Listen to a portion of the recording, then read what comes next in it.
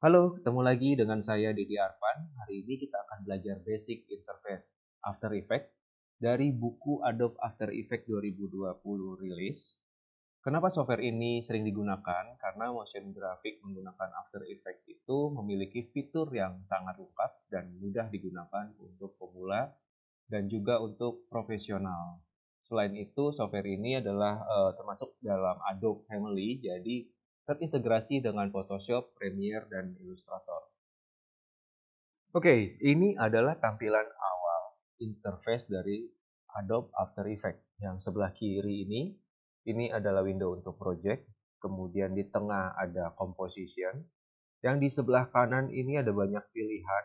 Ini ada info, audio, preview, efek, library, dan lain-lain. Kemudian di bagian bawah itu ada timeline, tempat kita nanti mengerjakan projectnya. Di sini akan ada banyak layer-layer pada timeline. Oke, sebelum kita masuk lebih jauh, kita akan gunakan Photoshop untuk mendesain project awalnya sebelum digerakkan menggunakan After Effects. Create new project. Kita pilih yang film video HDTV 1080. Ini ukurannya 1920 x 1080 dengan resolusi 72. Resolusi 72 adalah standar untuk video. Nah, di sini ada satu layer background, kemudian kita tambahkan lagi rectangle tools. Tekan shift sambil membentuk rectangle-nya. Nah, ini sudah terbentuk, warnanya putih. Kita ganti, katakan jadi hijau seperti ini. Setelah itu, gunakan brush. Kita buat ini menjadi rasterize dari yang tadinya smart object. Nah, sudah. Ini udah nggak smart object lagi. Kita save. Katakan di sini kita kasih nama project 1. PSD ya. Udah save. Kalau oke, kembali lagi kita ke After Effects-nya. Nah, di sini kalian import project yang tadi dengan cara klik File, Import, File, pilih filenya tadi namanya project 1. Kemudian perhatikan di sini ada import as, footage-nya kita ganti menjadi composition retain layer size. Nah, ini setelah itu klik import. Nah, kalau ada pertanyaan seperti ini, kita samakan dengan yang tadi, import nya sama composition retain layer size, artinya ini editable option. Jangan pilih yang merge layer, tapi yang atasnya. Setelah itu klik OK. Nah, di project sudah ada file ini, project 1, dan di sini ada foldernya yang berisi folder background dan rectangle warna hijau. Untuk ini masuk ke dalam timeline, caranya adalah di project 1 ini kita double klik. Nah dia sudah masuk ke bawah. Ini durasinya adalah 5 detik. 5 detik itu bisa kita rubah dengan cara composition, kemudian composition setting. Composition setting, frame rate-nya ini biarin normalnya 25. Terus durasinya ini kita bisa rubah-rubah. Yang paling kiri ini adalah frame. Kemudian di sini ada detik, katakan kita mau jadi 6 detik. Kemudian sebelahnya ini kalau kita mau bikin timeline duration untuk menit, kemudian yang paling kiri ini untuk durasi jam. Oke, kita buat 6 detik aja, klik OK. Nah, ini akan menjadi 6 detik. Cuma layernya ini masih tetap buatnya 5 detik, jadi supaya sama-sama 6 detik, kita klik di sini, kita geser. Oke. Jadi dipanjangin supaya tetap jadi 6 detik semua. Sudah. Terus kita pilih select ini dengan cara aktifkan tools selection tools ini. Selection tools ini fungsinya untuk menggeser layer sesuai dengan keinginan kita. Nah, skenario-nya di sini adalah kita mau buat si rectangle 1 ini bergerak dari detik 1 di sini, timeline di sini akan bergerak menuju kanan sampai sini di detik ketiga. Oke, kurang lebih seperti itu ya. Nah, caranya adalah di rectangle 1 ini kalian klik tanda panah kanan ini. Terus di sini ada transform, kalian buka lagi. Nah, di sini ada beberapa option transform yang kalian bisa manfaatkan untuk motionnya. Untuk position adalah yang ini, position. Caranya, pertama, objeknya ada di sebelah kiri. Kita mau dia nanti di detik ketiga ada pindah ke kanan. Caranya, posisinya kita aktifkan, diklik. Nah, akan muncul keyframe di bagian sini, bentuknya seperti ini, ada titik kotak warna biru. Dan di sini aktif nih. Kemudian, keyframe kedua adalah end frame-nya. Kita mau tadi di menit ketiga dia bergerak ke arah kanan. Nah, ini di keyframe selanjutnya, katakan seperti ini. Jadi kalau kita review dengan cara preview di sini sebelah kanan, di sini ada play, kita pencet tombol play. Nah, dia bergerak ke kanan.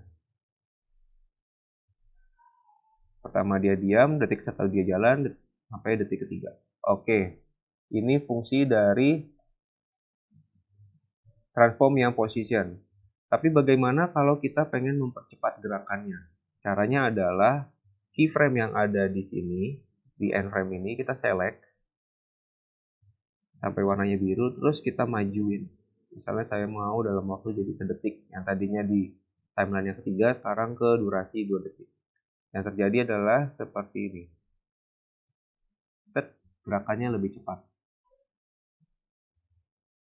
Oke, itu tadi untuk position. Sekarang kita belajar yang scale. Katakan asumsinya adalah setelah detik kedua ini, si rectangle ini akan merubah size-nya menjadi 200%. Nah, jadi caranya adalah kita aktifkan dulu di detik kedua, aktifkan tadi gambar jam ini, stopwatch. Terus di detik ketiga dia berubah jadi 200%. Kita rubah angkanya di sini jadi 200. Nah, ini dia berubah jadi besar, atau 200 terlalu besar.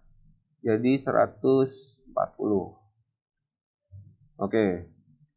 Nah, di sini dia otomatis tercipta satu keyframe baru di size 140. Sedangkan di keyframe yang awal dia berbentuk scale 100. Nah, tampilan motionnya seperti apa? Kita play. Nah, kurang lebih seperti itu. Kemudian, ini udah scale.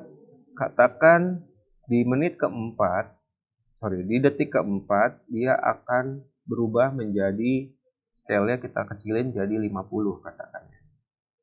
50. Ya. Yang terjadi seperti ini, coba kita play lagi. Oke.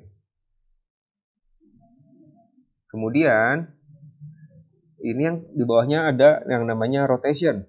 Rotation itu adalah perputaran. Saya mau diasumsikan di sini, kita simulasikan di detik kedua dia mulai berputar.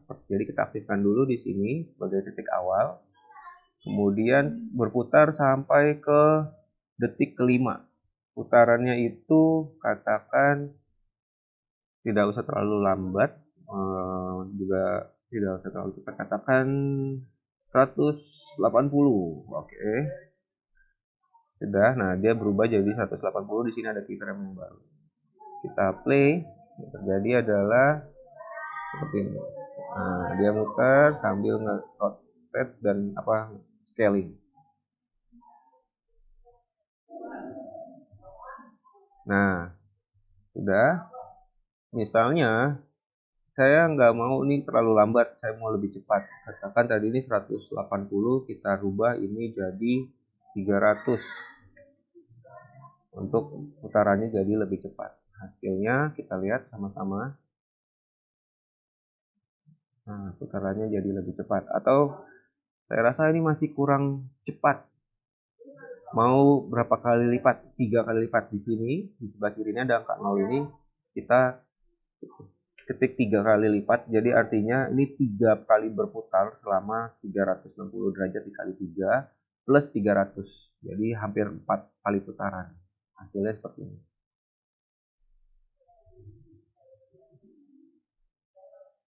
Oke. Sip. Nah, kemudian yang terakhir di sini ada opacity. Itu adalah untuk membuat objeknya ini yang ada di layer rectangle ini menjadi terlihat atau menghilang. Contohnya, misalnya saya mau di detik 0 dia itu awalnya menghilang dulu nih. Kemudian di detik ke-1 dia muncul 100%. Jadi caranya adalah opacity ini kita aktifkan. Di detik yang ke-1 dia 100. Kemudian kita buat satu lagi keyframe di detik ke-0 dia nilainya opacity-nya 0. Hasilnya jadi seperti ini. Dia menghilang dulu. Nah, 1% baru bergerak.